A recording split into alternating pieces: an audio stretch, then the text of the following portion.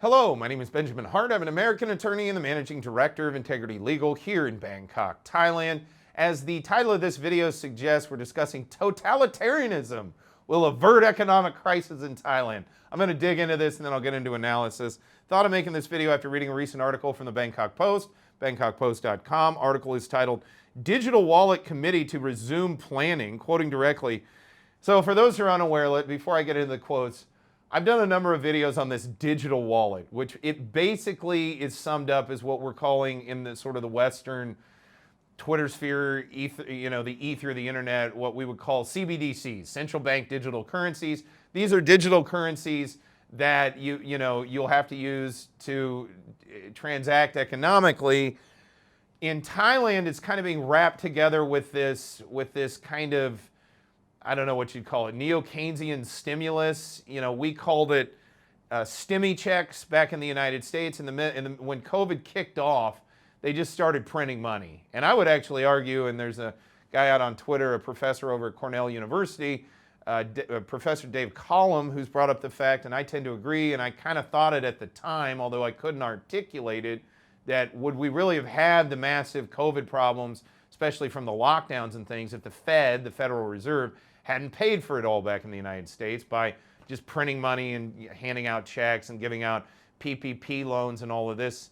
Now, Thailand didn't do that. We went through all the lockdowns and things, but for the most part, other than some limited things to sort of encourage tourism and the abatement of like tolls and things on freeways, for the most part, I will say there was a certain amount of relief provided to certain sectors of the business industry with regard to allowing people to work from home, or if they needed to sort of furlough people, and there were compensation, or I should say programs in place to sort of ameliorate the worst aspects of the lockdown. So I'm not going to say that the Thai government just shut everybody down without any action taken to mitigate the fallout, but that said, it was pretty weak compared to the level of lockdown we all had to go through. And more importantly, it only really mitigated the effect on those who are in what I would call the more formalized economy.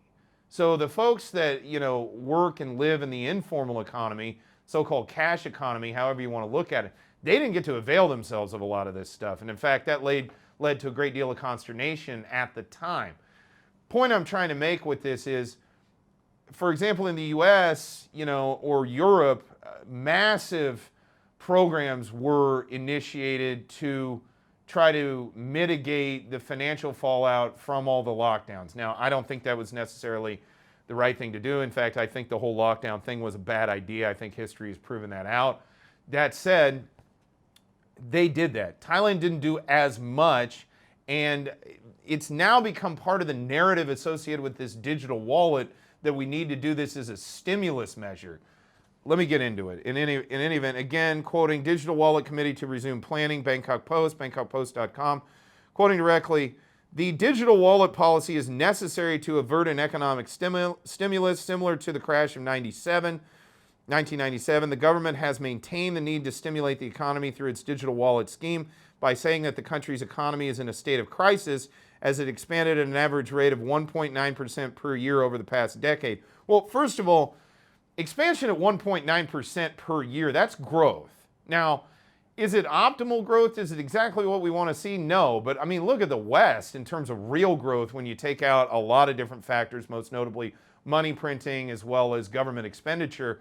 I mean, where's been the real growth in the West? If we're comparing to the West, 1.9% of real growth is not too bad. And again, Thailand should not be compared on a one-to-one basis with other economies in Southeast Asia, in my opinion, or I should say with all the other economies in Southeast Asia.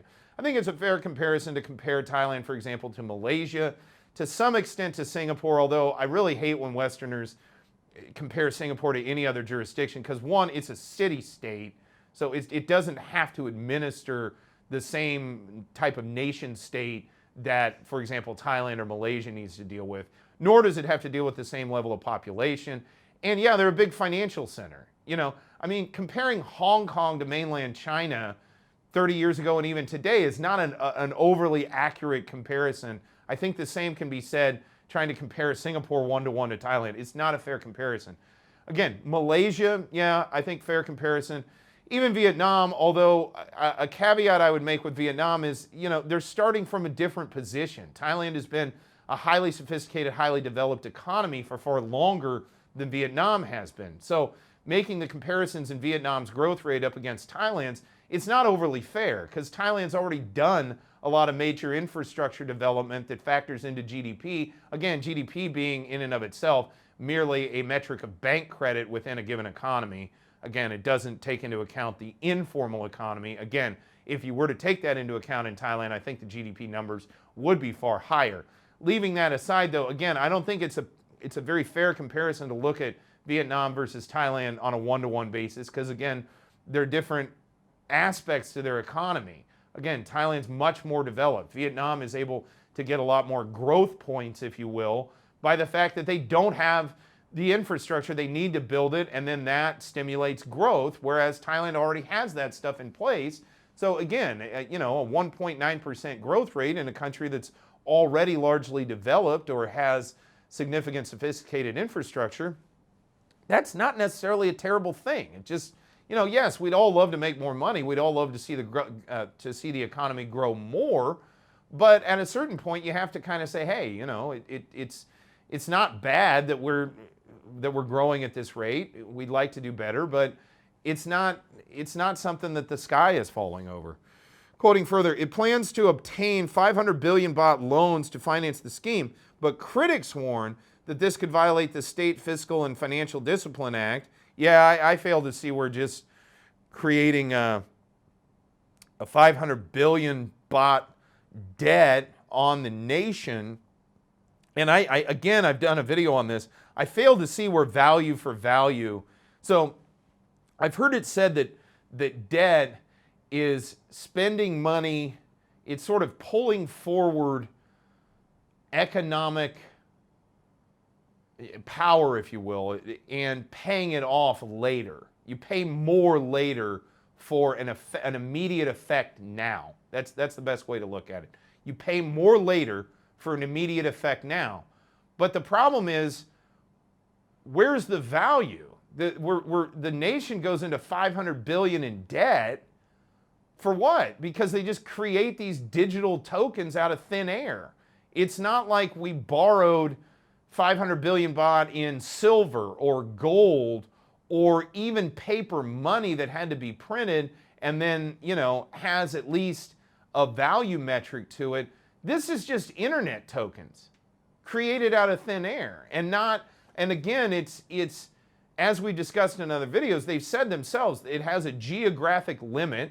They can dictate the geography in which you can spend it, and they can dictate how it's spent, the products that it can buy. One, I question, how is that money or currency or anything in any definition in any way the term has been defined up to this moment? One, I don't see how that's money. Two, where's the value for value in terms of the loan?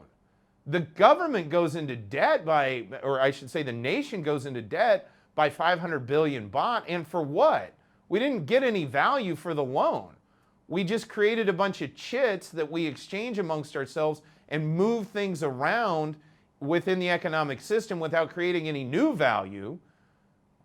As I discussed in another video, it basically just creates more opportunity for taxation because it creates more taxable events as a result of creating this digital script, if you will, that cannot be, again, I don't see where the value for value loan, we have to pay back 500 billion by way of taxes, I'm presuming. But what did we get up front? We just got digital tokens that anybody could have created with the swipe of it with a keystroke. Where's the value that the nation got up front? It plans to obtain 500 billion baht loans to finance the scheme, but critics warn that this could violate the State Fiscal and Financial Discipline Act because the country has shown no sign of being in a crisis that needs such a scheme to urgently shore up the economy. Yeah, when this was implemented in the United States, they did it immediately. They closed everything down and then they started printing money. probably as sort of, for lack of a better term, to quote Karl Marx, as an opiate of the masses to calm everybody down because they had shut them all down. I completely disagree with the COVID policies, if you can't tell from the tenure of this channel and what I've discussed on it. But leave that aside, you know, in the present situation, is Thailand really in an economic crisis? I don't think so. If you want to point to an economic crisis, 2020, 2021, and part of 2022 were an acute economic crisis because you shut us all down. You said we couldn't work. You said we couldn't do business, that we shut down. Now, I agreed at the time. Thailand did a true quarantine, and to that was laudable. Thailand did not mess around. I have high regard for the public health sector in that way, but I hope in the future Thailand will utilize more scrutiny when looking at international narratives which pertain to public health as it would be applied on the national level here in Thailand, as policy would be applied at the national level here in Thailand. Leaving that aside, though, I think it's a fair criticism that, look, we just came off of a high season that was pretty darn good, all things considered. We actually beat targets, not by much, but we beat targets in terms of tourists. And, you know, if anything, if nothing else, the informal economy certainly, I think, is back on track. And quite honestly, you know, if there was a crisis that required this level of state intervention and the massive upending of the monetary system of this country to this point, maybe there was an argument to be made in 2020 or 2021 that it was warranted under those conditions. As of now, really? I don't really see it. More importantly, and more to the point, I have a tremendous amount of problem with this digital money, which isn't money because you can't spend it anywhere. It's not fully fungible as is cash. And, you know, it would put the country into a significant amount of debt under this currently truncated scheme, which, if you recall from prior videos, when this started out, they were talking about 1.5 trillion baht in debt. That's come down to 500 billion baht in debt. That's still about 3.5%, an addition to the debt to GDP ratio that will be foisted onto the nation here, foisted onto Thailand. And really, again, for what? There's no value for value transaction. We could just create at a keystroke tomorrow a bunch of digital tokens. Why does the nation need to go into 500 billion baht in debt in order to do that? Why can't we just do that on a computer and say, oh, this is this new script, go use it? Why does the country need to go into 500 billion baht in debt to do that? Because again, where's the value transfer in that equation? I don't see it. So again, that's kind of where I stand on it, obviously. But that being said, yeah, I don't really see that these totalitarian measures are necessary to avert any kind of a pressing economic crisis at the moment here in the Kingdom of Thailand.